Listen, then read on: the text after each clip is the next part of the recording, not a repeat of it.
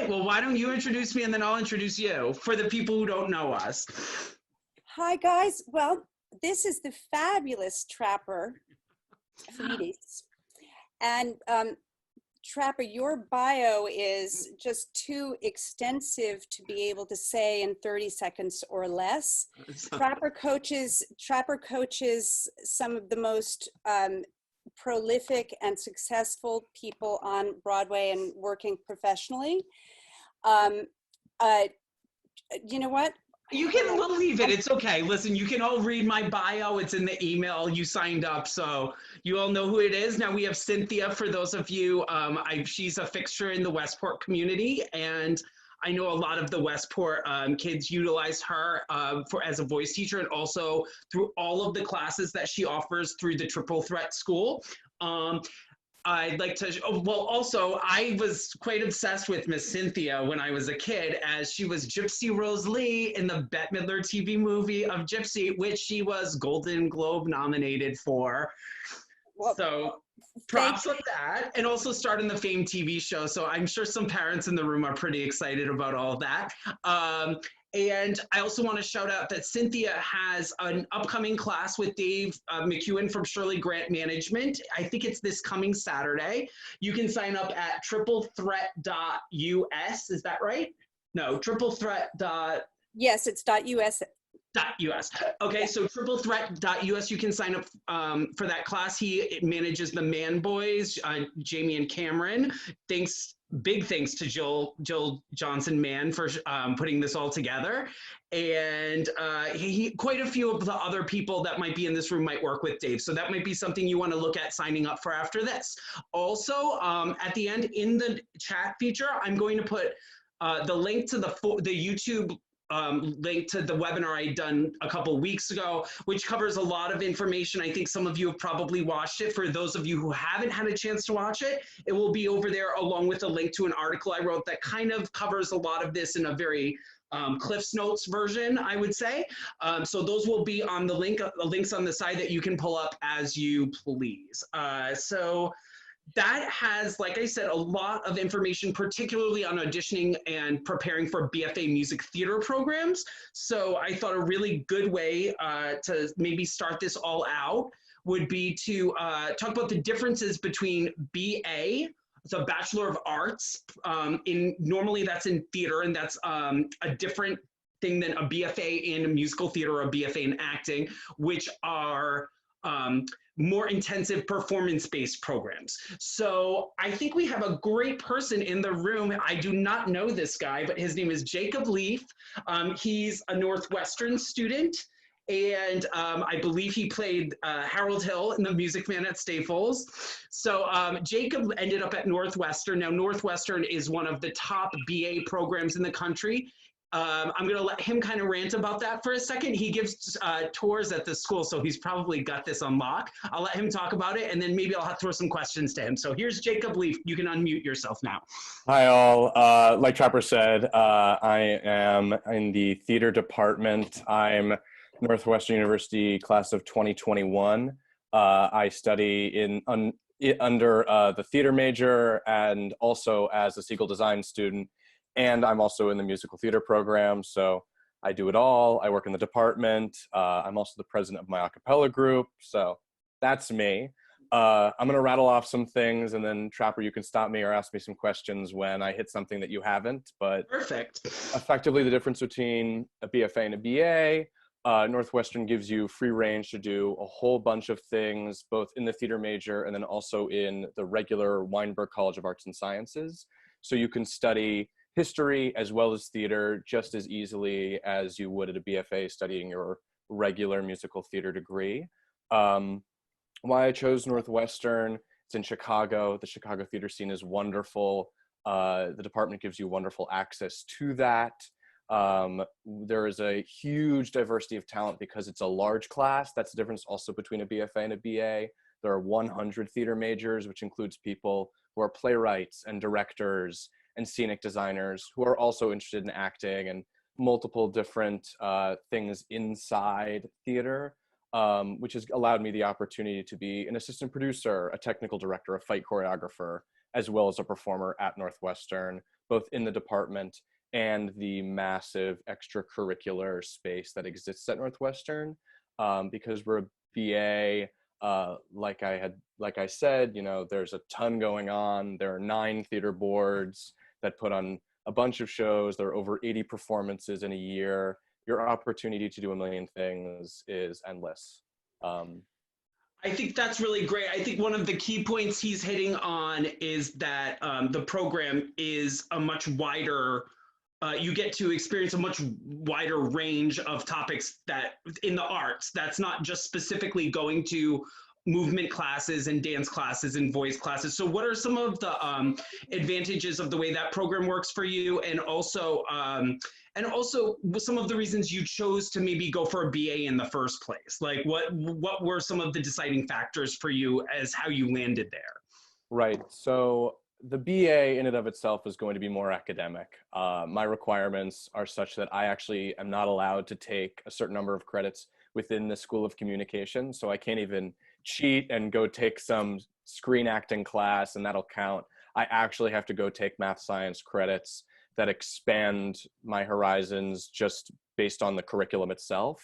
But then within that, the BA curriculum is wide open. So a lot of people double major, a lot of people go on and do other things and explore other parts of the academic field, not only of theater, but usually tangentially related. That means designers will often go take design classes. Playwrights will go take English classes or history classes. And then those who are interested in perhaps doing something like this or in the world of the business of theater, they can take business classes and get an economics degree as well as their degree in theater, which is something that, you know, goes on in the entire curriculum at Northwestern. We do have acting classes. We do have our dance classes. We do have our voice for performance courses, but they exist in tandem with an academic life that has to be full. Absolutely. And I think one of the cool things about Northwestern's BA program is, to the best of my knowledge, I think it's the only BA program that showcases in Manhattan.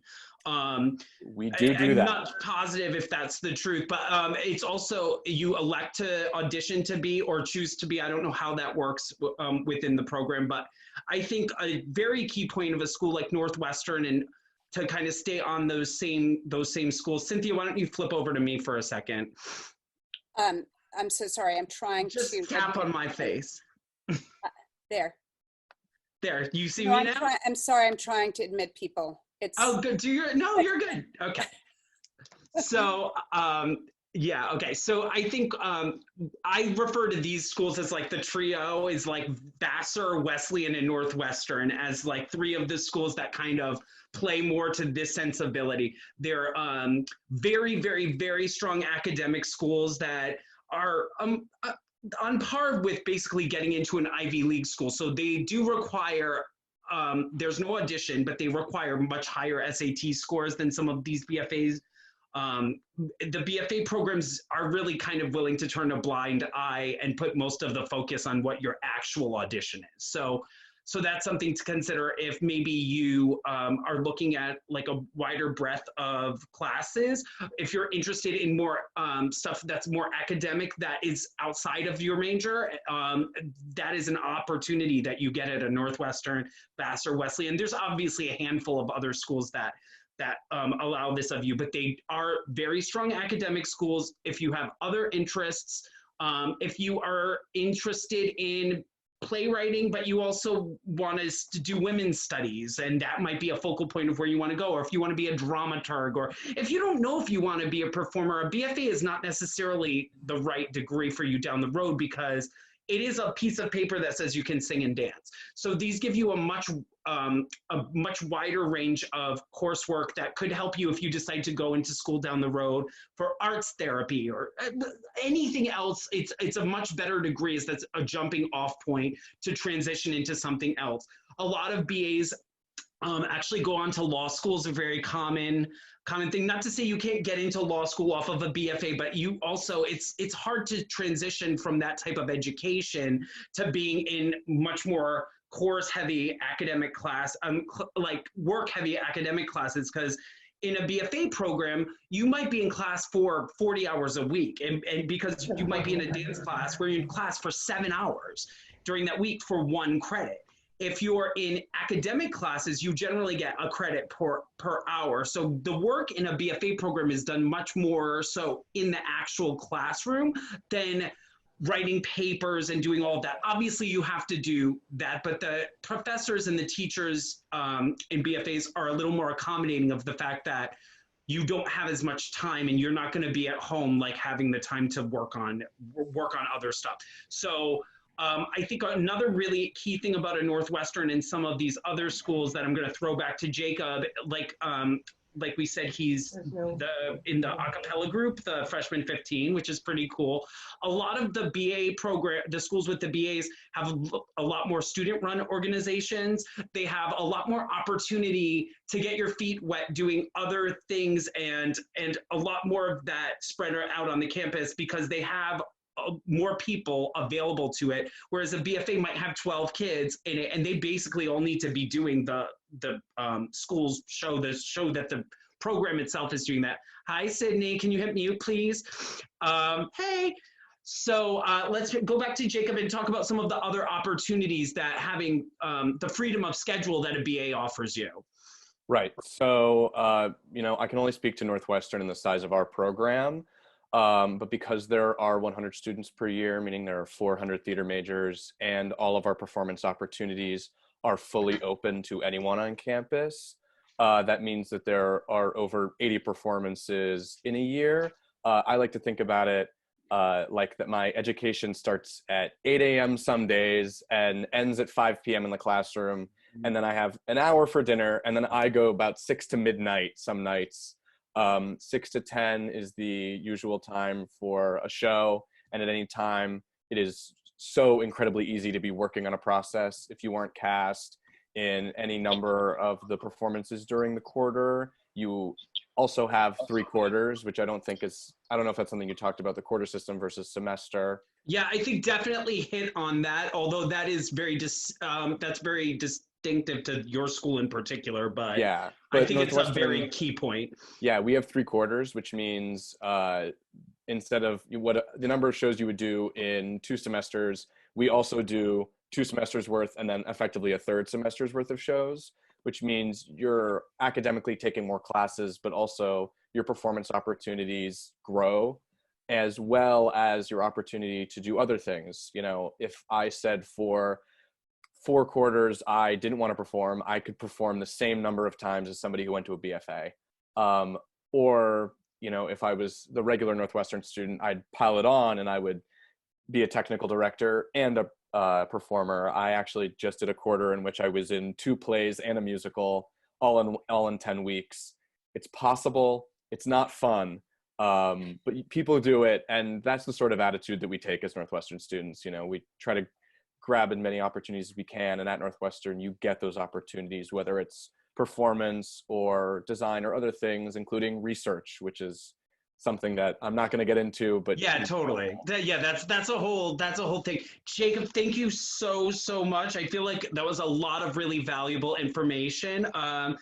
So can you stick around for a couple more? I might want to ask you a couple more things. Yeah, absolutely. And if you ever need to give out my contact information, I can. Yeah, and you know what? Why don't you put it?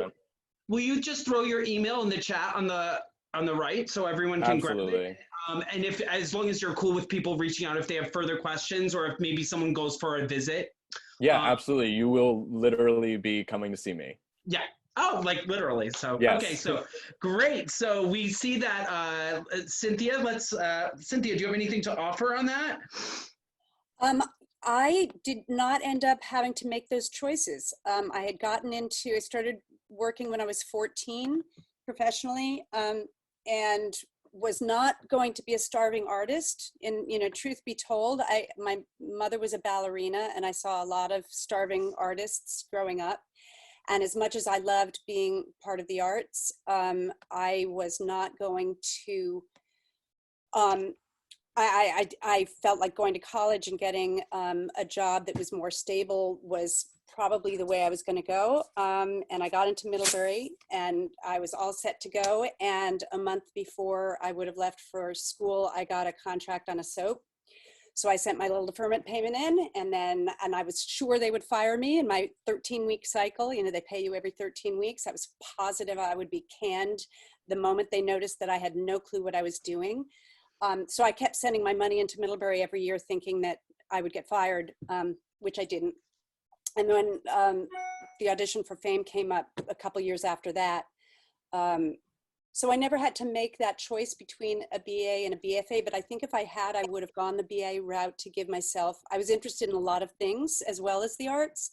And I think it would have satisfied my curiosity and I mean, everything. I was interested in political science. I was interested in traveling. I was interested in language. Anyway, I think I probably would have been a better fit for a BA program than a BFA. But what I've learned over, you know, the decades that I've been doing this is that there is no one route. You know, this is such a different, it's such a different career path than if you decide to be a doctor or a lawyer where you know, you have certain things that you have to do and you have to do them in a certain order and you have to do them in a certain way. And if you don't do them in those ways, you will not get to where you want to go. And as a performer, I think there isn't one path. There aren't two paths. There are just like so many different ways that people can embark upon a career as an actor.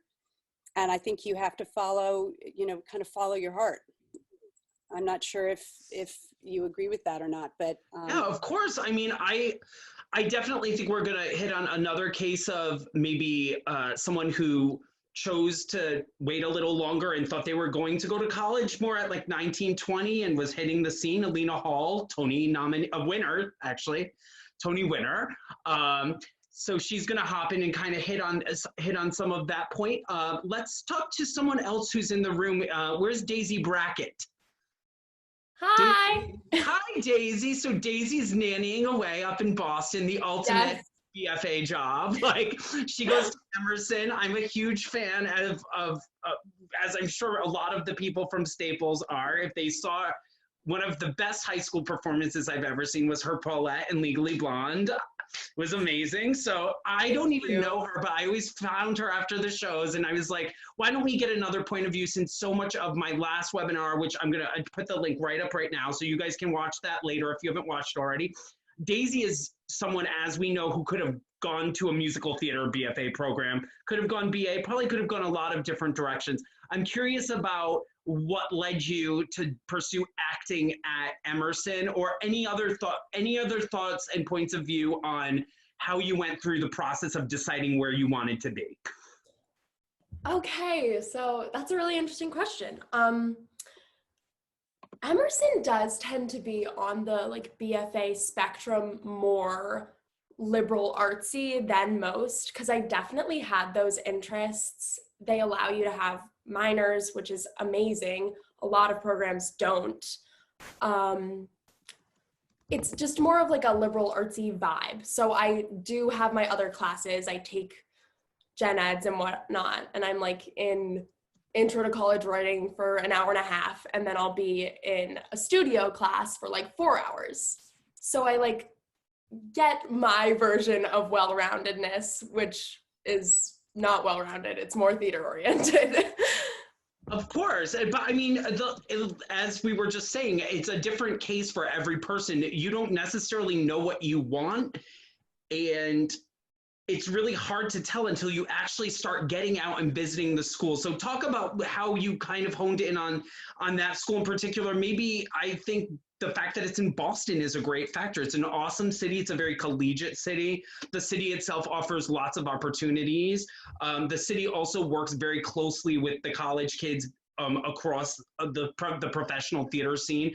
There seems to be a lot of great opportunity for that too. So what was it about the actual school itself, the city, and like some of the things you found that you liked and disliked as you were looking at the different programs? In addition to the fact that you like that program is on the more liberal arts side of things for a BFA. I was really focused on going to a school in a city.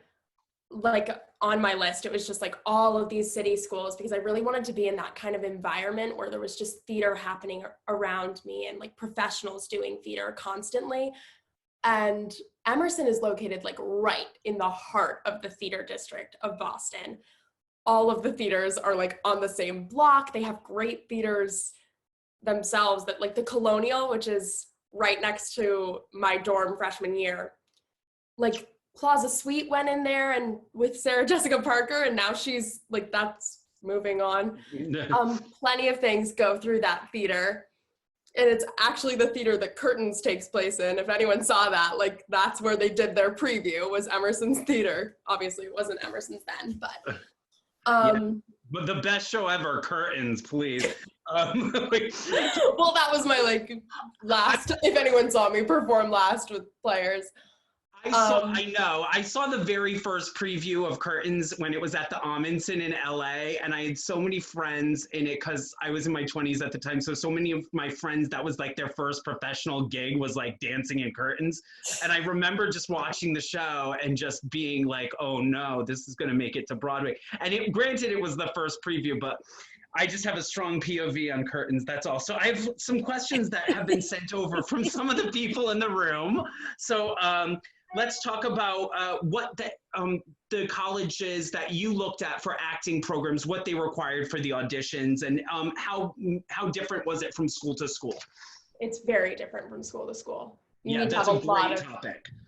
You need to have a lot of different cuts and a lot of different, I mean, most schools want like contemporary pieces and then like classical pieces. And explain what those are for some of the younger people in the room. Pieces that have been written since like the 2000s, like newer pieces of theater, and then like classical, somewhat Shakespeare, just older stuff. A lot of it is like dated. They'll give you dates on the websites. And then you want like, I had a legit piece, because I did do some musical auditions as well. Up-tempo, just, they're gonna ask for a lot, and it's good to start building your book. Yeah, let's switch. This is a good one for me to take back for a second, Cynthia, please. So I'm sure some of you have heard of Unifieds. Can you tap on me, Cynthia, please? Some of you have heard about Unifieds. Unifieds happen in New York and Chicago, and those are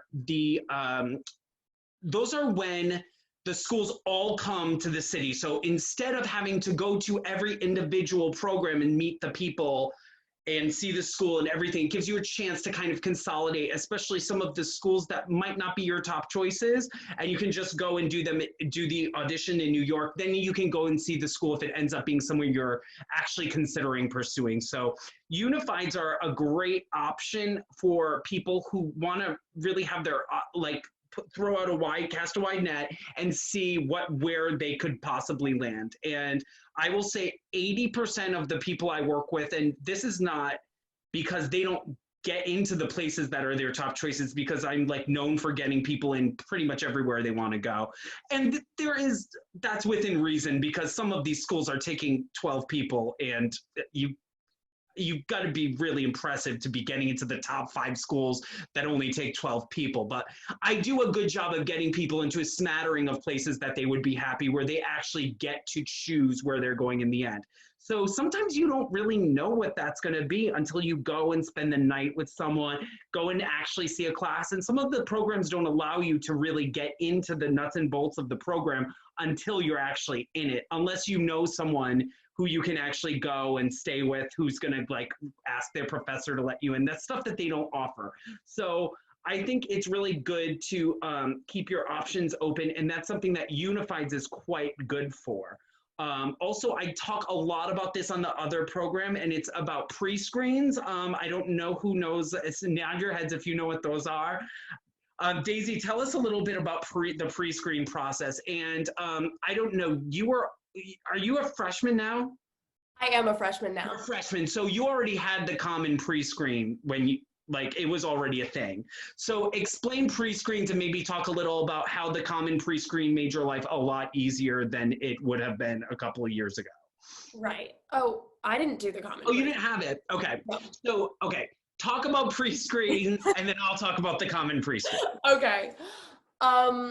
Pre-screens are basically like sending in your material. Usually they want you doing the same thing before, and they make a round of cuts, but they're not really nearly as scary as they sound because they want to see a lot of people. It's just to like refine the group more.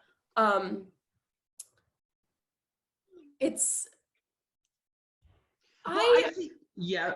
A lot of people get them like professionally done. You don't have to. I didn't. I heard that it was stressful for people who got them professionally done because you have to do it right then, right now, and you have a certain amount of time to get a take that you're proud of. Yeah, and it you is. Have liberties. It is a lot more pressure to have to nail down a take when you're against the clock with a professional videographer who you might not know. Like, you know, if you're in your house by yourself, you can get changed. You're in your bra in the middle of the room. You're like rushing to change outfits there. You are under these time constraints. You're in this unfamiliar room with lighting and all kinds of stuff. And if that's not familiar to you, like, I have a lot of professional kids who work with me, so they know how to do pre-screen, like they do audition tapes, they submit that way. There's something familiar to them about that. But kids who get into these programs, BFAs, BAs don't generally indicate that you would have to go and do an audition. Like there's very few programs that would require that of you. And that's one of the things that's nice about going that direction.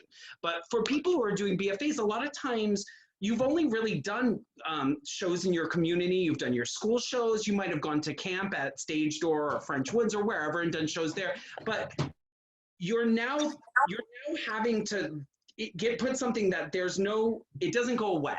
Whatever they put into that system, that is what you send. As soon as you click send, it goes into the folder that they're going to have on you for the rest of, who we got here? Mute it. Trapper. Yeah. We have a time constraint. We need to invite Leorah in. Invite what? Hey, Lena. Hey! Hey, can you mute it for a second? You need to invite whom in?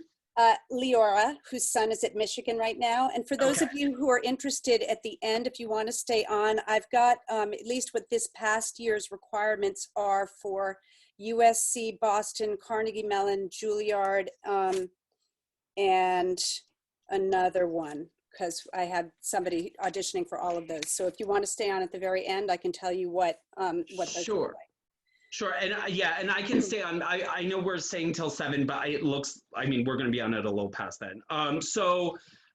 As far as the pre-screens go, I'm going to throw that back to the webinar. Amy Rogers, who runs the PACE musical theater program on that, talks extensively about it. I'm sorry, I'm like so scattered trying to get all of this fit in. I have all of these questions. So let's grab Lena for a second, and then we'll go to Leorah. So Lena Hall is in the room. Hey, you look good. You like my buzzed head? This is I do, I love it. I don't, but when times are tough, I'm not going to blow dry my hair to be in a room with my mother. So Lena and I have worked together for years and years. We've known each other through all of the different times. I'm going to be doing a workshop on rocker stuff because she is Lena Rocker Hall. She won a Tony with Neil Patrick Harris. Lena, tell us about your kind of progression out of high school, figuring out where you wanted to be. How did that, you ended up just coming to the city, as Cynthia had spoken about a little bit before. So talk to us about what options you weighed in that time period and how you came to be where you are right now. Well, I knew, I didn't actually really know what I wanted to do in high school. So I didn't take the SATs. I didn't do any of that. I was going to go to a community college because I was kind of like, I don't know what to do with my life. And I'd already graduated high school. So I hadn't even thought of community college until like a little later. While I was working at like a kid's store. and then a friend of mine, he just mentioned that there was an audition for the national tour of Cats. And so I went to that. And then right before, and then I had been getting all my stuff together to go to community college at that point. And right when I started doing that, that's when Katz called, and I got a job, and went out on tour with that. So obviously that some people, they just don't need to go to college. I'm sure the parents in the room love this. They're like, what? Well, there's a lot of things there's a lot of things to weigh. It depends on, where you are in what you've learned. If you thrive better in a classroom situation, then it's good to go to college, right? But if you thrive better in one-on-one or in just throwing yourself into something and just doing like I do, then sometimes it's better to just go and do it the way you would do it, which is, get a job and just go to auditions at that point and start that way, because then you won't have college debt, so you won't feel weighed down by the debt. And that's basically, I think, the biggest thing that people should talk about and think about is the amount of debt you might be coming out of college with. That is, if you can't pay for college while you're going and you need to get a loan. But because New York is tough, and it's a dog-eat-dog world out there, and you're gonna have to survive some way.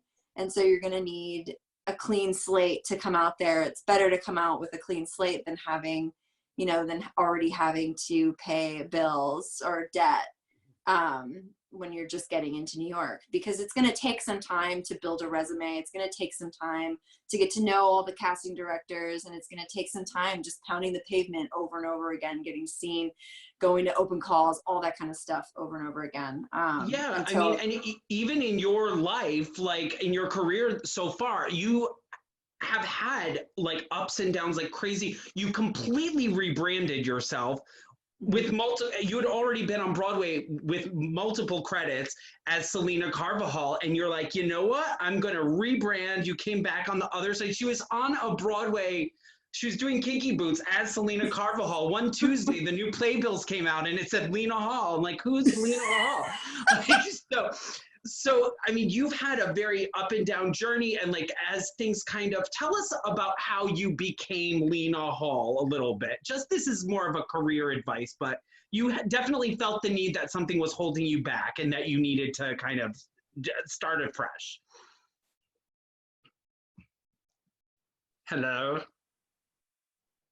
Am I here? There we are. Okay. There we are.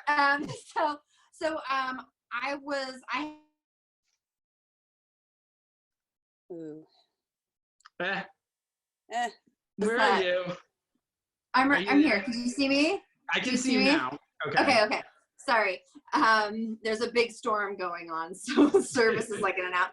But I had done 4 Broadway shows already, and I was in a rock band, and I was kind of like, people would see me like performing with Trapper, right? People would see me perform with Trapper, and he would introduce me as Selena Carvajal, and then they would immediately forget my name, because who remembers Selena Carvajal? You can't spell it. You can't, like. It was spelled Celina, and then listen to this for Carvajal. Carvajal.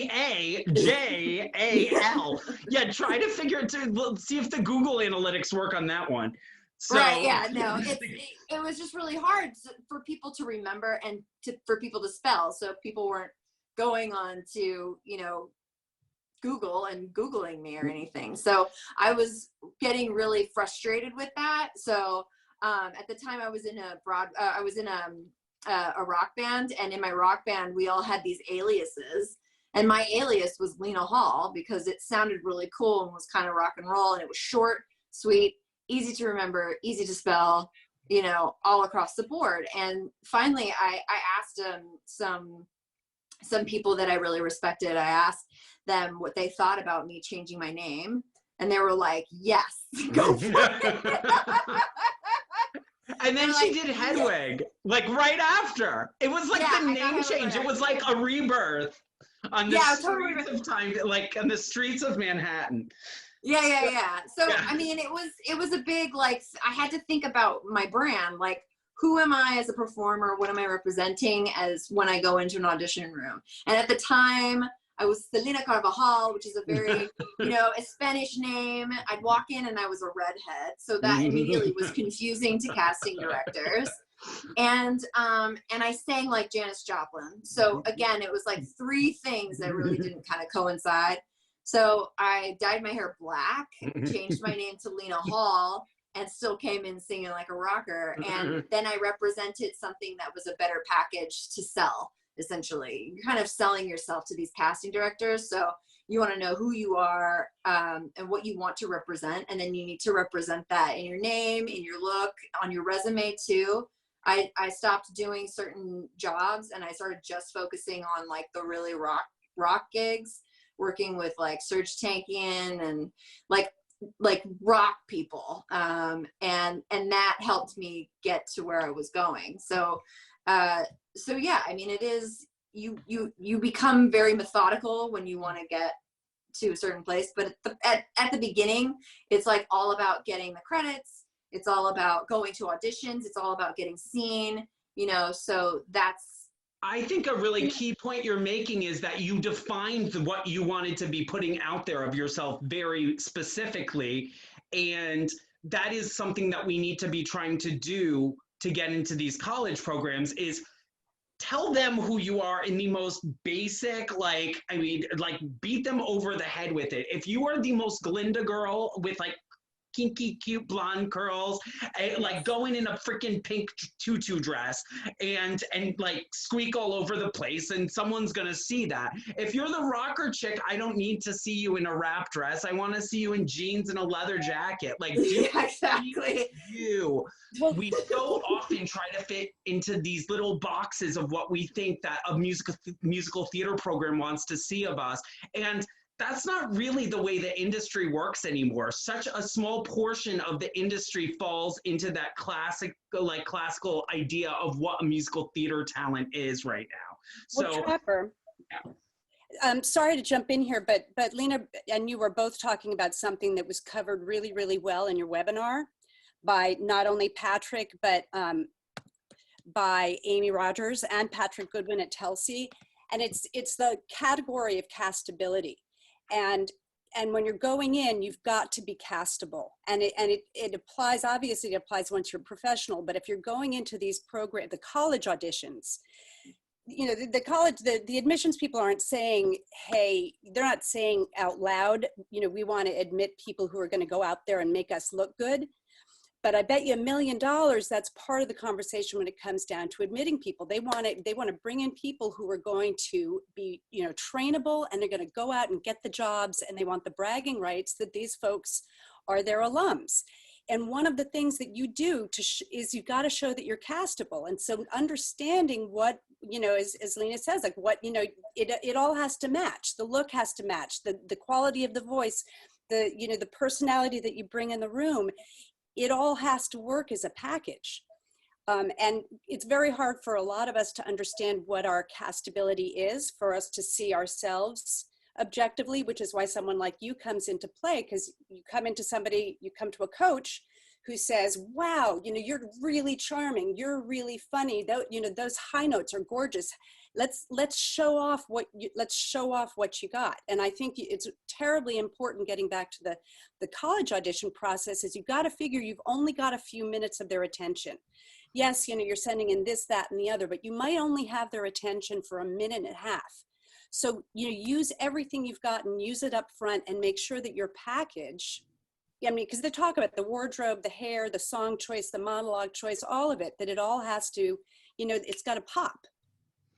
Absolutely. And I think this is a great place to let Lena go. Keep in mind, I will be announcing a workshop with Lena for sometime next week. Who knows? All we've got is time, right? But say bye, Lena. And thank you. And I want to... All right, I'll see you soon. Okay, bye, love. So I want to take a second right now, because I think she hit on the idea of coming out of school somewhat not wanting to have debt, like that most people come out of school heavily debted, then they're in New York having to work survival jobs, all kinds of things that are very intimidating. However, if you watch the webinar, Zach Herman, who's a recent Carnegie Mellon graduate, offered advice. It's a great blip on financial need, and nobody knows better because he managed to go to Carnegie Mellon for free, which was not his initial package. So I think that's something that you guys should all really tune into. One of the people who is in that, who is still weighing her options of which school she wants to end up at, went and used his advice and is managing to go to college for free. And I can't say where, because you'll know who it is, because there's only one person who talked about being in the audition scene in the last year. But she will be going to the school of her choice for free off of his advice on how to get back to the schools and try to make the package that they give you work for you. So I think this is a great time to throw it to Clay Singer. Is Clay Singer here? And like Leorah. All right, so I do not know Clay Singer, but he has a very Band's Visit haircut because where he's supposed to be going. I think, Cynthia, did you work with Clay? I am so proud to say that Clay started working with me, summer before 9th grade? Yeah, it was a rough year for my voice. It was, because they did Rent. I told him, I'm like, you're going to lose your voice. He's like, and by the end of August, he came back after camp. He was like, hi, Cynthia, I had the best. And wasn't Curtains the next show? Curtains was the next show. Yeah, throwing it back to, I forget who mentioned it earlier, but yeah. Yeah, Trapper did. But I also want to say, Clay's one of those 12 people who got in. Yeah, absolutely. And so I think this is a perfect time to hit on what a BFA musical theater audition was and how you got through it, and any bits of advice. I mean, you did get into Carnegie Mellon, so you must know something, and we can thank Cynthia for preparing you for that. You know, it's funny. I was just thinking about, I think the night before my Carnegie Mellon audition, it was at Unifieds. I was doing I think I had 4 colleges that weekend. It was a crazy snowstorm. A lot of things were happening, but I remember leaving Cynthia's voice lesson, not because Cynthia did an amazing job of preparing me, but I remember walking out of that being like, I don't even think I should go to this Carnegie Mellon audition. I'm not going to get in. There's no chance this is going to happen. But I still did it. I wasn't expecting anything from it. I ended up being on the wait list at Carnegie Mellon. And I was very, very lucky to do that. And so from the wait list, I actually reached out to a professor and I sent her a video from high school and stuff like that. And she said, this is really great. You should really come and see the school, since I hadn't had a chance to do that because I did the Unifieds audition. And so I went over to CMU. My mom and I did a trip to CMU. We drove over, and I got to meet with professors, get sort of my name out there, so that they got to see me again while they were sort of waiting to see who was going to be accepting offers. And I got to sit in on classes, and yeah, I had a great experience there, and I had made some good connections with the professors. So if anybody finds themselves on wait lists, it's definitely to your advantage to pursue the schools that you're really interested in, and keep in contact and show face, perhaps, if you haven't already at the school. But yeah, that was sort of my journey with CMU. I ended up I had accepted an offer at Elon, and then I ended up needing to pass on that because I got in pretty late to CMU. Cool, very cool. And tell us some of the things that you really liked about that program, either while you were there or that might have been things that made it exciting as you were going through the process and looking at the different schools, or what were some of the factors that really mattered to you in particular in looking at these programs? You know, my whole life pretty much just wanted to go to Michigan. That was like my top choice forever. I went to Michigan's college prep camp, and I realized I learned a lot about sort of how to prepare, and they sort of put us through this intensive on how to get all of our material ready and all of our songs ready. I hadn't put a lot of thought into Carnegie Mellon just because I thought it was such a far out there thing. And what I realized, what I came to love after visiting Carnegie Mellon, was the fact that the actors and the musical theater program were so intertwined.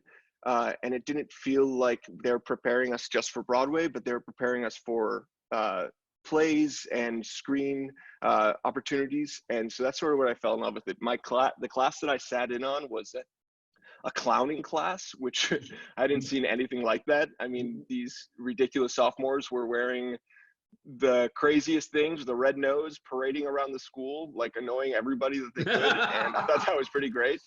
I also sat in on, I think it was a Shakespeare class, and watched like a Troilus and Cressida scene, which at the time, like an 18-year-old, I was like, what is this? I don't know anything about Shakespeare. I don't know what this show is. It looked like junk, but I definitely wanted to learn more about it. So I was definitely attracted to the acting side of Carnegie. That's a great jumping off point for me to get in one of the questions that people asked, which is,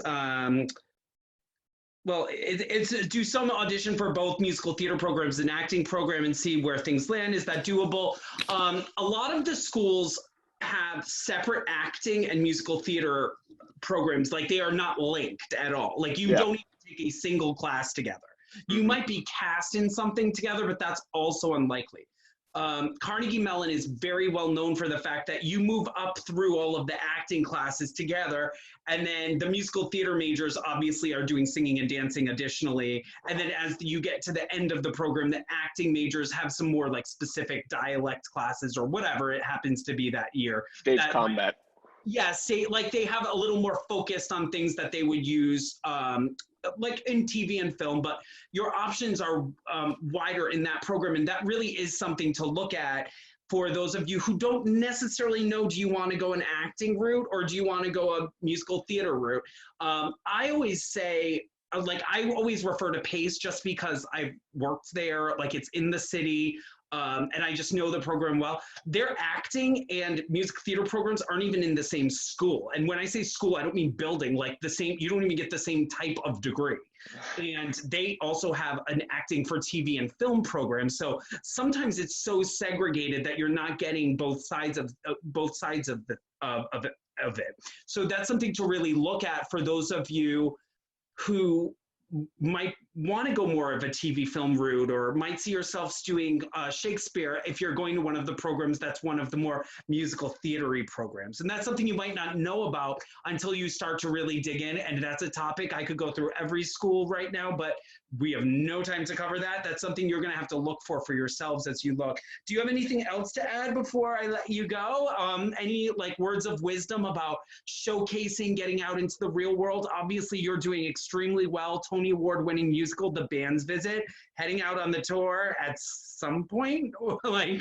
I mean, we're supposed to go back in July, at the end of July, but it's hard to think that that's going to happen, but we'll see. I think something that Lena had said, sort of her whole thing was sort of centered around is finding what makes you individual. And I mean, it's really hard when you're going into these programs. You sort of are imagining this musical theater mold or this actor mold that you're expected to fit into. But I think the most success you'll find is when you figure out what makes you individual, what you're interested in and what makes you different from the rest of your classmates rather than what brings you all together. So I'd say the best thing is definitely to focus on that, hold on to that, even when they are training you sort of to, when they're sort of, I hate to say this word, breaking you down, but that's sort of what they're doing. They're sort of trying to make you more neutral, and then they'll build you back up. Hold on to what makes you individual, and remember that. That's a really, really amazing bit of advice for a young performer. And I think that there is something a little like to point to that idea of them breaking you down. What you have to realize is the schools can't just take all kids from Connecticut, Pennsylvania, New York, New Jersey, like where people are likely to have more focused training, a little more access to the professional scene, are more likely to get to New York and get to see Broadway shows. So that girl who's from Kansas, who's just been the leads in her school musical and dances circles around all of you, is still going to be in the same program as some kid who's been on Broadway, like Ethan, who Ethan's mother, I don't know if Ethan's with Leorah, I'm going to bring it over to her right now, but they have to take all of these kids. Ethan's at University of Michigan in the acting program, and they have to break them all down to one thing because they have to teach you all how to get out there from their point of view and from the way that school operates. So it's important to go in. It's very humbling to get to these schools and all of a sudden you've experienced nothing but extreme success wherever you may be coming from. And now you didn't get cast in your show. And it's a very humbling experience because it's, for most people, the first time they're around people who are all as talented as them. So I want to thank, so far we've had Clay, Daisy, and Jacob. Thank you, Clay. You got anything, last words of advice? Hey, Trapper, can I jump in here and just piggyback on what Clay just said? Absolutely. It's a very wise statement for a young person to make, and it actually is exactly what I heard out of Barbara Cook's mouth. For you young people, you probably don't know who Barbara Cook is, but she was the biggest Broadway star of her era. Still has a fabulous voice. You would have heard her on the She Loves Me album, singing Vanilla Ice Cream. I went to a master class of hers in Santa Monica about 10 years ago, and every single person who got up and performed in front of her, the note to them was, be yourself. She's like, don't try to be Frank Sinatra. There's already been a Frank Sinatra. Be you. You know, don't try to be somebody who's already been out there and made a name for themselves. Be you. You're enough who you are, but bring you to the part. Anyway, I mean, that comes from a woman who with incredible career and credits. I think Barbara Cook definitely knows what she's talking about. So she's the original glitter and BA. So come on. I had just mentioned Ethan Haberfield. Is Leorah in the house? Leorah Haberfield. I think she is. Hi, and Ethan. Oh, happy Passover and stuff. So I've known Ethan since he was little. Ethan came gliding across the floor in Heelys when he was like 10 or something, going to the auditions for Flounder and the Little Mermaid, and shortly thereafter stayed within the Disney family and played Michael Banks and Mary Poppins on Broadway, and has had quite a career. What's the movie, the horror movie that you're in that I'm obsessed with? Insidious, or is that Insidious? That would be awesome. That's a good one to pull up on one of these rainy days. I'm serious. If you're not squeamish, but he was in that movie. He's done amazingly. Leorah, why don't you just tell us a little about yourself and what you do, maybe throughout your program, and then tell us as a parent what it was like to navigate this audition and Ethan hop in on this audition process. Ethan hop in with whatever you've got too. Awesome. Hi guys, I'm Leorah Haberfield. I'm the artistic director and founder of Shine Theater Arts Project. I do monthly cabarets at different venues in New York City for 10 years now. I also am the artistic director for a summer program in the Berkshires. It's held at Bard College, Simon's Rock, really fun. Anyway, you can find me on Instagram, Leorah, and I'll put that in the chat or whatever. Anyway. So what I want to tell you guys, because I think you're rising seniors out there, I'm assuming. It's a range. We opened it up, but I mean, let's pretend that that's largely the case. Yeah, okay. So really, I want to give you a little bit of structure to focus on, which I think would be really helpful. You should really be like setting your lists straight. Your lists for colleges should be composed of about between 9 and maybe 20 schools. You need to have safety schools, reach schools, and target schools. And today, like, we're focusing a lot on reach schools like Michigan, like Carnegie Mellon, Northwestern. Those are like dream schools that take very few kids. And just to pipe in there for a second. I haven't covered a lot of that because in the other webinar, that was like a major solid block of time. But continue. I just want them to know that you can go to that and hear my thoughts on this same topic. Oh, that's amazing. Good to know. Okay, yeah. Anyway, so, and don't discredit programs anyway that you don't know that much about. You can walk in, audition, and get a full ride. And that's amazing. And there's so many good programs out there. And when you read Broadway bios, you list, they list their schools very often, the younger performers, and then you'll see all different programs listed on playbooks. Anyway, what else can I tell you? Explain what a walk-in is. Oh, that was a walk-in is when you audition for schools in New York at Unifieds. They have, you can sign up to audition for schools that you like never heard of or Same day. on the same day. Does that make sense? Yeah, it's Unified's kind of camp out in a couple different buildings in Manhattan. So they're at Ripley Greer, Pearl Studios. I know there's some people who are not near the city in on this. So there's a couple buildings. You can sign up for auditions at Unified's in advance, but then if you're there, you can just go and you're there. Why not get that? If they have time to see you, get the practice. The more auditions, the better. Like, they don't make you formally apply to the school until you get some form of response from that.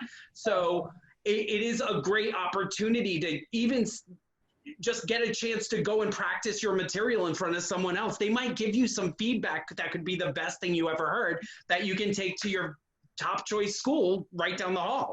Right, exactly. And also, like, they might make you feel so awesome in the room that you might actually want to go there and never knew it, and you might end up there.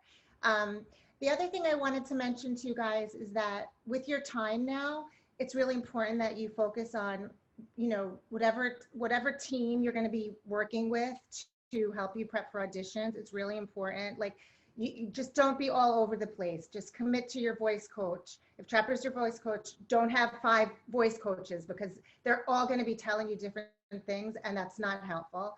And then I would say by the end of the summer, use the month of August to have like all your material sort of in place, so that when you start doing your pre-screens and all your things in September, everything is organized and ready to go. It's really important that you use your time wisely if you're going to be auditioning next fall.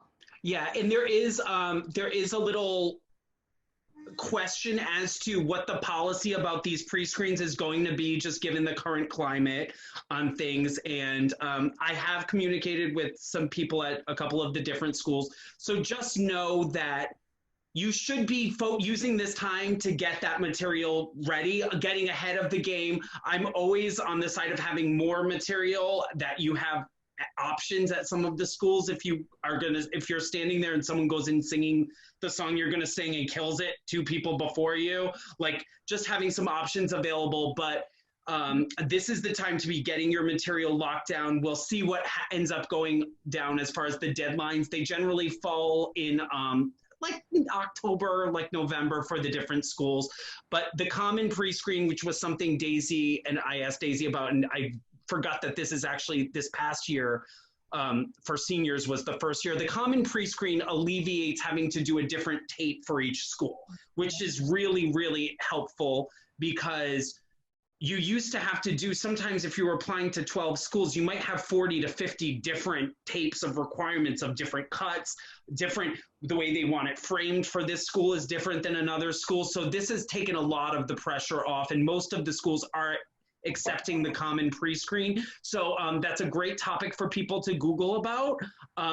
Like I said, my article is going to cover a lot of this stuff in a very concise format. The YouTube video is in the chat on the side.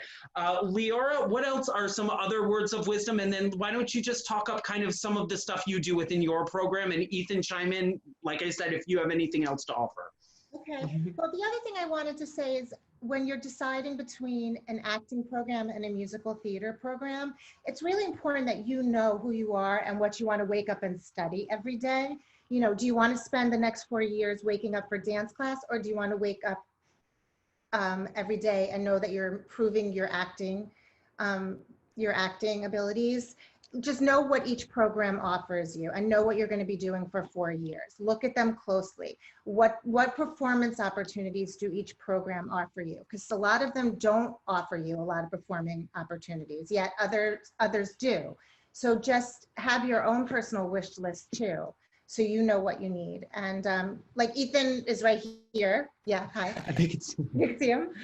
yeah, I would just add, like, it's very tempting to like make like a 20 college list you're applying to. Like, I would come home every day my senior year and she'd like give me another school to add to the list. Like, I would say to keep your parents in place best you can and do your own research on the schools and make sure they sound appealing to you, because it's expensive and tedious to apply to a college. And if you're applying to 20 like that'll take up a lot of time and a lot of money. So make sure that you look at their website and try to talk to people who go there maybe and see if it's actually a school you want to go to. And like, even if it is like a big school like Michigan or Carnegie Mellon, it might not seem appealing to you. You might not want to go where it's cold. You might want to go to California. So take that into consideration. Yeah. Even though they are very exclusive programs, you still don't want to go somewhere you don't want to go.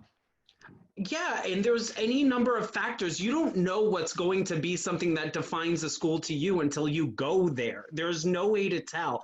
The schools have a very specific type, like every school kind of favors a specific vibe of people too. So sometimes you can go to, if you go to a Vassar or Wesleyan, for example, like the kids are a little crunchier. If you go to CCM, the girls are girlier. Like, you know, those are things like that you don't necessarily know until you get there. And that is the most important thing about being in a program is like you're together non-stop. It's like a cult. Like, so you need to know that it's the right type of fit for you from a personal level, because you have 4 years of becoming whoever you're going to be when you hit the world and whatever you end up wanting to put out there. Those are the most formative years of your life. It's the first time you're outside of your parents' home. Like that stuff matters a lot more than what on paper, what a ranking says on something. And also, I think the point about sticking with your coaches, if you've been working with Cynthia for years,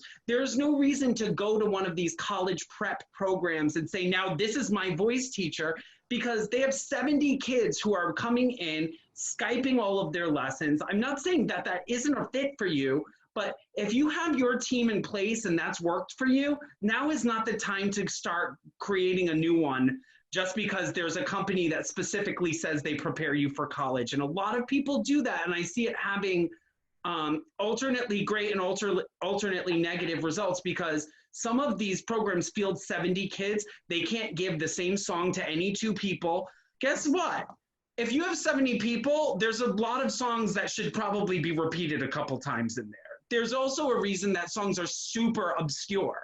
Like if a song has not from the 30s has not stood the test of time, it's very likely that the song sucks. So just because nobody has it does not mean that you're at an advantage going in with it. I actually think often some of the more obscure material puts you at more of a disadvantage, because the people who are judging you, essentially, the faculty or whoever, the head of the program, someone who just might be a guest lecturer, whoever it happens to be, wants to have a frame of reference for what that song is, or a personal relationship sometimes helps, because you're like, oh, like I can hold her up against the standard of that song. If you can't belt the high note, and if every recording you've ever heard has the high note belted, don't sing that song. It's not an invitation to just change the key, or that your teacher says, you can just do that in head voice. Like make the material suit you. Everything is about defining who you are. And I think that's what every one of these young people from these programs, top programs, like I said, but that doesn't mean that just because a school isn't as buzzy of a name, like from what you've heard or what you've heard at Tony's speeches or what you've read in a playbill, that doesn't mean that that might not be the best fit for you. And all that really matters in the end is what's a fit for you. Leorah, will you tell us about your program, and will you put all your website and everything on the chat so everyone can check it out? Yeah. I have a lot of different classes and stuff that I'm offering too that are, I try to keep them a little different, but so it's info@shinetheaterartsproject.com. Wait, is that it? That's not a website. I'm sorry. What's the All right, Quarantine! that's my email address. And it's www.shinetheaterartsproject.com. Theater R-E, right? Yeah. Theater So- with an R-E, not E-R. Exactly, yeah. And I provide different performing opportunities in New York. I also have a background in general management. I have lots of experience giving advice on different career paths in theater. So if anyone needs any other suggestions, just know what other opportunities the road could lead you to also. So I think that's important too. And if you have any interest in things outside of acting, you know, when you look at your programs, can you minor in marketing if you are interested in minoring, and just stuff like that. I think it's important to have outside interests and nurture those. So well, yeah, and I think for most performers, your experience up through high school all of your experience is based on getting performance opportunities. Like there's a whole world out there. Just the best performers make the best casting directors and directors, and all of those options are out there for you. The be all and end all is not a career on the stage or on film. I could have gone that way, like probably, and I would like to think that it would have worked out, but I chose to go in another direction because I like doing other sides of this. And I think one of the things about being in college is you get all kinds of opportunities to explore other options within the business. One of the things that I do want to express though, and I'm just going to go blast through some of these questions and wrap up. One of the things I do want to express is it's physically impossible to do another. I don't think any of the BFAs will allow you a double major. A lot of people often say, I want to do a BFA, but I'm going to get a double major in education. Not even an option. Look at your programs. That's one of the first things to look at. Or what are your options if you want to add like a minor or something? Sometimes you just literally do not have the hours of the day. And sometimes it requires adding an extra semester, taking summer classes. So those are all things you want to look at in the program if you have varied interests, and also make it a reason to consider a BA, because any BA will allow you to possibly do a double major, but definitely a minor. So do we have any of the guidance counselors in the house? Because there's a couple questions about that type of stuff. I will say BA programs are going to much more heavily look at SAT scores. If you fall outside of the range of the school in a BFA, that sometimes can matter. A couple of the schools require you to get into the school completely independent of the program. So NYU, you have to get into NYU, and then you have to get into your major, and those are not linked. So only a few of the schools have them tied together. A school, the other New York schools, Marymount, Pace, you get into the school separately earlier in the season, then you audition and then get into the program as a separate thing. So some of the schools have, Penn State is another school that is on that side of things. So SAT scores, yes, do all of your homework and study for them and get amazing SAT scores, because it pays to know how to spell. Well, I guess that's not something that means you're going to be a good writer or whatever, but all of those skills that you learn along the way with that are things you need to know. It is very frustrating to find people who don't know how to do basic math. Sorry. So do all of the academics as you can, because they're just going to make you a more intelligent, more well-rounded person. Like that just goes without saying. As far as I have some questions about recommendations. Are any of the guidance counselors still in here? Yes. It looks like only a couple people have signed out because I'm very long-winded. But I would say that generally speaking, you always want to have an academic recommendation. I think that it's good to get one if you're really good at math or something outside of the realm of arts. That's a really good place to get one, because it just shows well-roundedness. But then you also want one from, whether it's a voice teacher or a drama teacher, that can be at your school, that can be at a community theater. You want to do it with someone who's going to take the time, though. They're very time consuming to write. It's very easy to fall into this kind of form letter approach to them. So you want it to be someone who you have that personal relationship with, that's going to really take the time. Like, some of the kids I've worked with did like a master class with Lindsay Mendez, and she said she would write them a recommendation, but she's not going to take the time. And just because you did a master class in like one web voice lesson doesn't mean she knows anything about you. And that's not going, that vague recommendation that you got from someone famous is not going to mean more than someone like Cynthia, who's known you since 5th grade, built your voice, and it has a vested interest in you and your future. So that is something that I think everyone should really take into account. Leorah, who wrote Ethan's recommendations? Oh. Okay, hi, here I am. Hi. Hi. Hey. How did you decide on that? You're muted.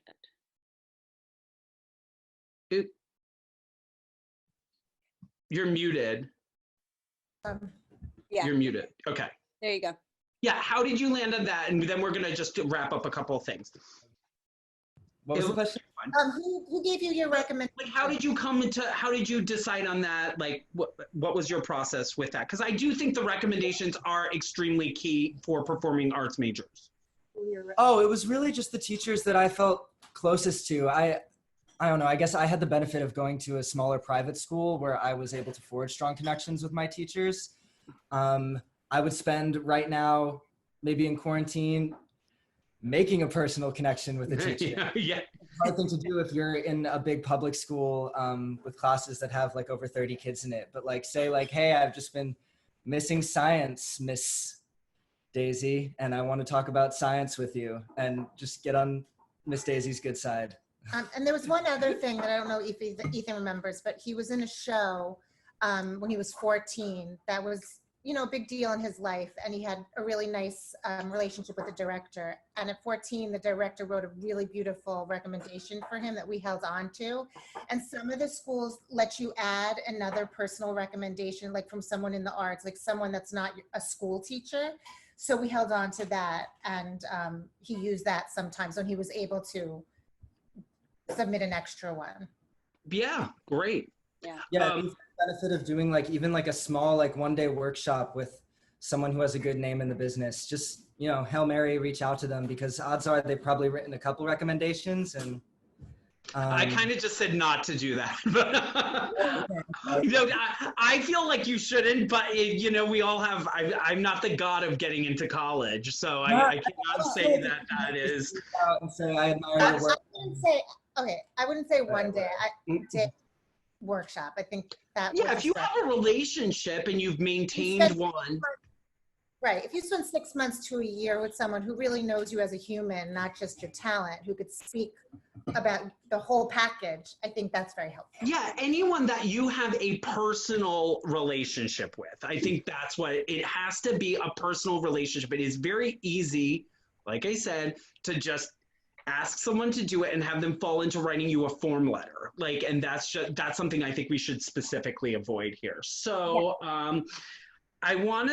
I think we can kind of wrap this up. I think a lot of the stuff that we covered, and I'm particularly frantic in trying to cover because I'm like, I gotta get it all in and we have no time, is all covered in a slightly less frantic manner in the 100-minute webinar that I posted on the site and that you might have already read or been emailed, seen. And then there's also the article. I have my email in the group chat. Leorah has her information. If anyone else wants to post any questions, please email them to me. I have a couple questions we didn't have time to cover that I'm going to write up a nice, like, little concise answer with some notes from today, and then those will all get forwarded to you via triple threat.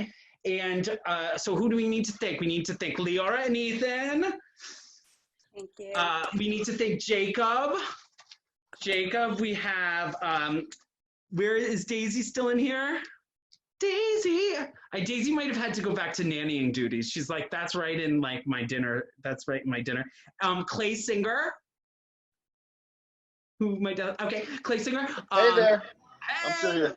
Thanks, Clay. If you don't mind, I think everyone would love if they have any questions about Carnegie Mellon, if you could just throw your email in the group chat. And that doesn't mean to bother him.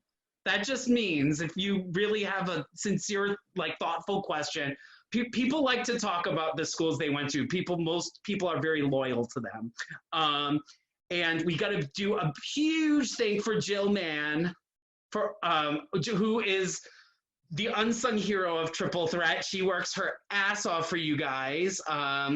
And really did a lot of work in making sure that this was a good experience for everyone. And of course, last and certainly not least, we have Cynthia. Cynthia, unmute yourself, girl. Yeah, sorry. My family was calling me. So no worries. Thank you so much, Trapper. Thank you for your writing. Thank you for the webinar. Thank you for your time tonight. Thank you for organizing. I mean, for just keeping this thing moving. Jill, it is true, Jill works her you-know-what off on behalf of all of the Triple Threat students. So love to you, Jill, and love to you, Trapper. And please, everybody, stay safe where you are. This too shall pass. Yeah, absolutely. I didn't take time to talk about how we're all kind of going a little crazy. And obviously, I think that this is a good time for you guys to maybe take some of that crazy energy and everything and channel it into something productive. Like, it's a good time to maybe pick up that guitar that you've been looking at in the corner and go on YouTube and watch lessons. I talk a lot about the quadruple threat, which is like a new thing in theater, in the other webinar, and I think Amy Rogers speaks very well to that. I also think it's very important to watch the wild card segment of that, and I think everything in it is important, and it just is more stuff, even if it's just a different point of view on something we spoke about today. So thank you all, and like I said, my email's there. If you have any questions, it's tfelides@gmail.com. If you have any questions on anything about one of the particular schools or whatever, I mean, I'm much more well-versed on this than this would indicate because I'm like, ah! So I can hit any of your specifics on that. And Cynthia also mentioned that if she knows some of the requirements for some of the schools, so maybe you can email her and follow up on that too. So and Trapper, I need to apologize to everybody. I was managing the admitting people into the room, and when you asked when I was supposed to introduce you, my eyeballs were going in two different. I was trying to read your bio, and I was trying to admit people all at the same time. So everybody, treat yourself to Trapper's, like 3,300 word bio.